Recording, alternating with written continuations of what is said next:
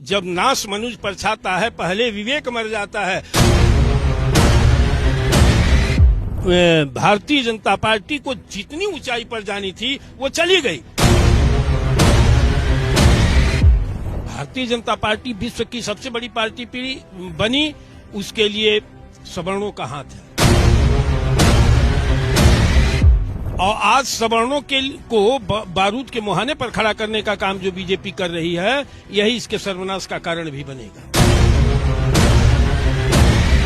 तो फिर सवर्ण बच्चों को जो गाली देंगे या रेटे करेंगे, वो बच्चे सवर्ण के कहां जाएंगे? सवर्णों के साथ क्या करना चाहती है? ये कई बार या तो ऐसी गैस बनाए कि इस देश से सवर्ण सारे समाप्त हो जाएं, नष्ट हो जाएगा, सामान्य वर्ग नष्ट होगा, सामान्य वर्ग के बच्चे पढ़ाई नहीं कर पाएंगे। शिक्षा, सामान्य वर्ग के छात्रों को शिक्षा से रोकने का यह षड्यंत्र है।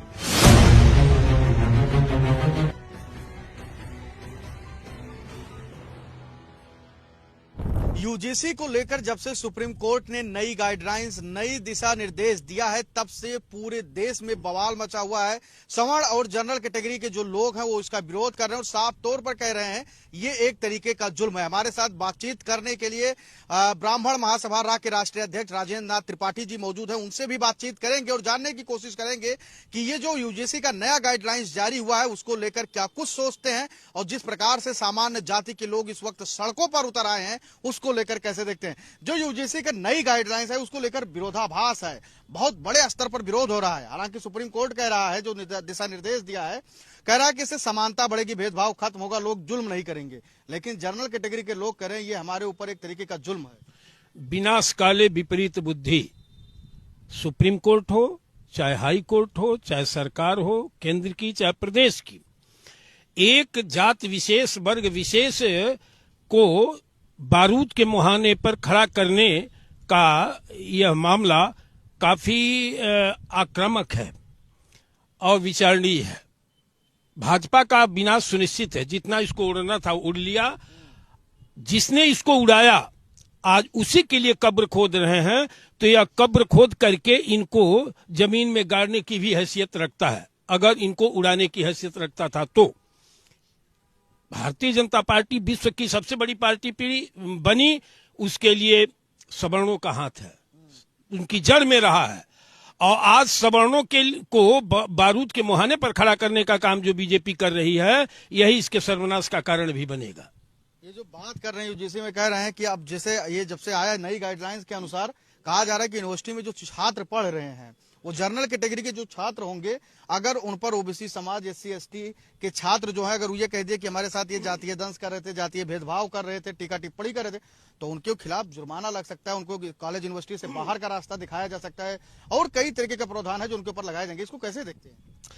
दलित और पिछड़ा का कोई छात्र अगर सवर्ण छात्र पर यह कहेगा कि मेरे साथ भेदभाव कर रहे थे और जाति शब्द का उपयोग कर रहे थे, तो सवर्ण बच्चों पर मुकदमा कायम हो जाएगा, ऐसा प्राविधान है। तो फिर सवर्ण बच्चों को जो गाली देंगे या रेटे करेंगे, वो बच्चे सवर्ण के कहां जाएंगे?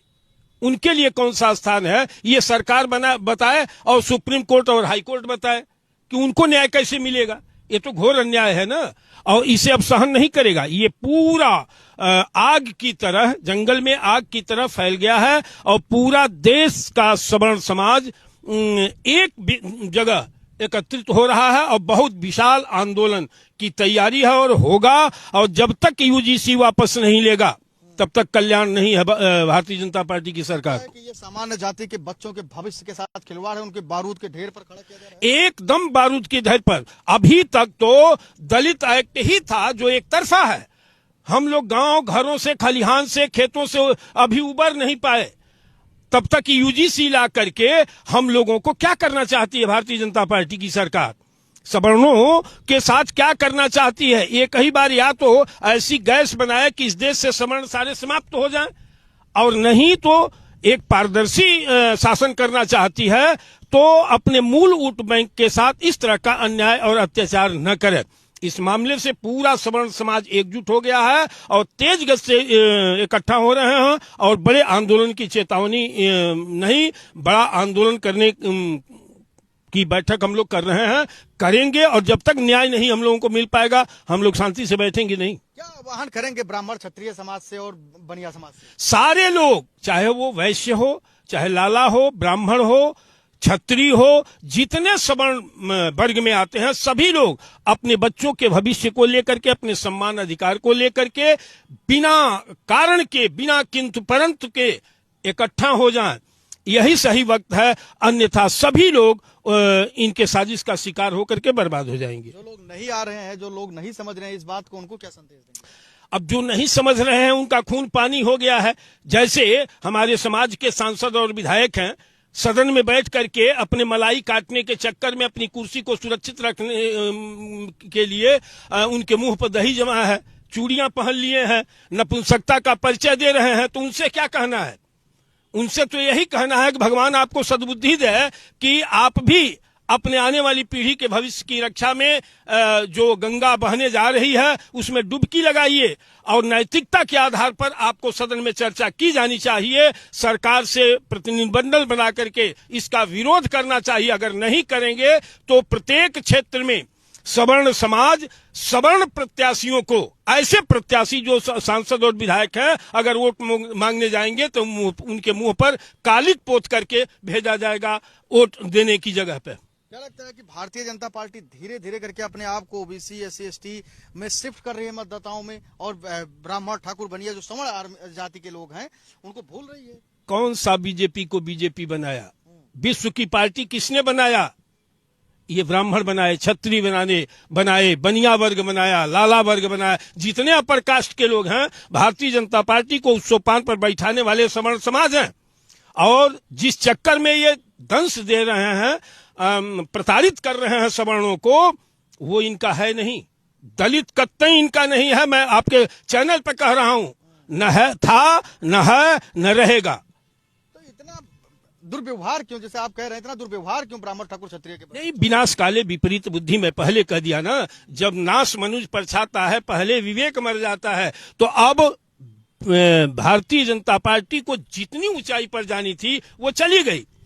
अब दोबारा मोदी जी को प्रधानमंत्री नहीं होना है, तो वो अपने कार्यकाल को एक ग्लैमर के रूप में जितना चाहा रूप बना करके ठगने का काम किया। उन्होंने ठग लिया। आज भारी आक्रोश मोदी जी के खिलाफ पूरे देश में सवर्णों का चमक रहा है, और अपने गलती पर पश्चाताप कर रहा है सवर्ण समाज, और इनके झांसे का शिकार हुआ ये विश्वास कर रहा है, महसूस कर रहा है। क्या लगता है कि मोदी अपने आप को एक बहुत बड़ा दलित नेता अम्बेडकर की तरह बनाना चाहते हैं? ये कोई नेता किसी के नहीं है। इस तरह के अवसरवादी, और एक संस्कृत में कहावत है, असंभवो में मृगस्य जन्म तथापि रामो लुलभे मृगाय प्रायः समापन्न विपत्ति काले धियोपि पुंसाम मलिना भवंती। सोने का मृग नहीं होता है, लेकिन जब विनाश होना होता है, सीता हरण होता है, तो राम जैसे महापुरुष को, भगवान को, माया मृग भी सोने का मृग दिखाई देने लगा। ठीक वही स्थिति थी कि माया मृग सोने का मृग अपने आप को बता करके देश को ठगने का काम किया है। अगर यूजीसी वापस नहीं होता है तो आने वाले समय में सामान्य वर्गों के बच्चों के भविष्य आप कैसे देखते हैं? नष्ट हो जाएगा, सामान्य वर्ग नष्ट होगा। सामान्य वर्ग के बच्चे पढ़ाई नहीं कर पाएंगे। शिक्षा, सामान्य वर्ग के छात्रों को शिक्षा से रोकने का यह षड्यंत्र है। अभी बताया हूं कि मैं खेत खलिहान अपनी सुरक्षा और मर्यादा और सम्मान को लेकर के, अधिकार को लेकर के हम लोग परेशान थे, दलित एक्ट को लेकर के। ये यूजीसी ला करके हमारे बच्चों की पढ़ाई को रोक करके उन्हें बर्बादी के रास्ते पर ले जाने का यह सरकार का षड्यंत्र है। मैं इसकी घोर निंदा करता हूं, और जो भी देश का सारा सवर्ण समाज, मेरा निवेदन है को इकट्ठा होकर के अपने नौनिहालों के भविष्य की रक्षा के लिए एक बिंदु पर, एक केंद्र पर, एक जगह इकट्ठा हो। अगर जो लोग नहीं इकट्ठा होते हैं तो मैं मानूंगा कि उनका खून नहीं, वो खून पानी हो चुका है। क्या ब्राह्मण महासभा रा क्या ऐलान करेगा यूजीसी को लेकर? यूजीसी को मैं पूरे विप्र समाज से, आज नहीं तो कभी नहीं, अगर आज यह समाज नहीं जगा अपने बच्चों के भविष्य को लेकर के, तो बर्बाद हो जाएगा इस देश से, इस समाज से। क्या लगता है कि ये अगर वापस नहीं हुआ तो सरकार जा सकती है पूरी तरीके से? निश्चित रूप से इनकी विदाई की तैयारी तय है। अगर ये इसे वापस नहीं लेते हैं तो उत्तर प्रदेश सहित कई राज्यों से जहां जहां चुनाव होगा ये समाप्त हो जाएंगे। भीम आर्मी और तमाम जो दलित संगठनों कह रहे हैं कि किसी भी हालत में इसको वापस नहीं होने देंगे हम लोग। वो वापस नहीं होने देंगे और मैं वापस लेकर के रहूंगा। अगर वापस नहीं हुआ तो सरकार की विदाई, भारतीय जनता पार्टी की विदाई तय है। क्या लगता है कि जिस तरीके से चाहे मध्य प्रदेश में हो संतोष वर्मा का प्रकरण हो, उसके बाद में अनिल मिश्रा का प्रकरण हो, फिर यूजीसी, क्या चल रहा है, क्या नरेटिव? नहीं, चाहे वो मध्य प्रदेश का सीएम है, किसके इशारे पर बोल रहा है? उत्तर प्रदेश का भाजपा का प्रदेश अध्यक्ष किसके इशारे पर बोल रहा है? ये एक साजिश है, एक षड्यंत्र है कि वहां अपने डायरेक्ट ना करके इनके माध्यम से ऐसा किया जा रहा है। यह एक साजिश के तहत सवर्णों के साथ भारतीय जनता पार्टी कार्य कर रही है। क्या लगता है कि उत्तर प्रदेश के जो मुख्यमंत्री हैं योगी आदित्यनाथ को भी घेरने की कोशिश चल रही है दिल्ली की तरफ? ये नूरा कुश्ती केंद्र और प्रदेश की ये उनकी है। आप बतलाइए कि जिस सनातनी सरकार में अपने सनातनी सरकार सनातनी लोग कहते हैं, मैं तो ये देख रहा हूं लंबे समय से कि जितने सनातनी भाजपाई हैं उनके घरों में जाकर के देख लीजिए तो सनातन के तहत कोई कार्य नहीं होता है। जिस मुसलमान को गाली देते हैं, तमाम लोग हैं जिनकी बहन और बेटियां का रिश्ता मुसलमानों के साथ हुआ है और वो सनातनी अपने को कहते हैं, मुस्लिम विरोधी कहते हैं। उनसे 1 लाख बेहतर गांव घर में रहने वाला सनातनी वास्तव में सनातनी है, जिसके घर दोनों वक्त पूजा पाठ होता है और सनातनी वेश में घर से निकलते हैं, वो असली सनातनी है। ये नकली सनातनी है, नकली सनातन का ढोंग करके समाज को, हिंदुओं को, सनातनियों को ठगने का कार्य इन्होंने किया और ठग करके अपने स्वार्थ की पूर्ति इन्होंने किया है। यूजीसी अगर वापस नहीं हुआ 27 में, क्या हाल होने वाला है बीजेपी का? बर्बाद हो जाएगी, निश्चित रूप से मैं कह रहा हूं कि बर्बाद हो जाएगी। सवर्ण 100% इस मामले को लेकर के एकजुट हो रहा है, सारे संगठन इकट्ठा हो रहे हैं, सारा समाज इकट्ठा हो रहा है और एक संबंध 20 का अनुपात रखने वाला सवर्ण समाज इन्हें बर्बाद कर देगा। आह्वान कर रहे हैं आम जनता से, आम लोगों से, आम सभी सामान्य वर्ग के लोगों से हाथ जोड़ करके मेरा प्रार्थना है कि अपने सम्मान, अधिकार और बच्चों के भविष्य को लेकर के एक बार जरा तरस खाइए और मारीच रूपधारी भारतीय जनता पार्टी के मुखिया को बेनकाब करने का काम, अगर ताज पहनाने का काम सवर्णों ने किया तो बेनकाब भी करने का काम सवर्ण समाज ही करेगा। ब्राह्मण महासभा के राष्ट्रीय अध्यक्ष राजेंद्र नाथ त्रिपाठी जैसे, जिनसे हमने यूजीसी को लेकर बातचीत की, जो नई गाइडलाइंस आई है उसको लेकर बातचीत की, आपने बेबाकी से राय रखी और अपने समाज से आह्वान किया है कि वो जल्द से जल्द सड़कों पर आए, नहीं तो उनके बच्चों का भविष्य अंधकारमय होगा। कैमरा सहयोगी जितेंद्र के साथ संजय पांडे, फिल्म टिक्स, लखनऊ।